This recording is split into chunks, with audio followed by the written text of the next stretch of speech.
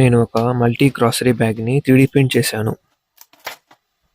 ఇది ఎన్ని కేజీస్ వరకు వెయిట్ని హోల్డ్ చేస్తుందో టెస్ట్ చేస్తున్నాను. ఫస్ట్ ఒక బ్యాగ్లో 1.5 కేజీస్ శాండ్ వేసి హోల్డర్కి తగిలిస్తే ఈజీగా హోల్డ్ చేసింది. వెయిట్ టెస్ట్ చేసేటప్పుడు హోల్డర్ విరిగిపోతుందని సెపరేట్గా హోల్డర్లో ఒక పార్ట్ని 3D ప్రింట్ చేశాను. నెక్స్ట్ 8 కేజీస్ ఉన్న 4 ఇటుకలను తగిలిస్తే బాగానే హోల్డ్ చేసింది.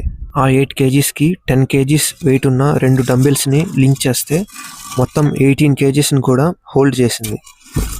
బట్ హోల్డర్కి స్ట్రెచ్ మార్క్స్ పడ్డాయి. ఫైనల్గా 30 కేజీస్ వెయిట్ ఉన్న 2 పెద్ద ఇటుకలను తగిలిస్తే హోల్డర్ విరిగిపోయింది. ఈ వీడియో నచ్చితే లైక్ చేసి షేర్ చేయండి. ఇలాంటి వీడియోస్ కోసం సబ్స్క్రైబ్ చేయండి.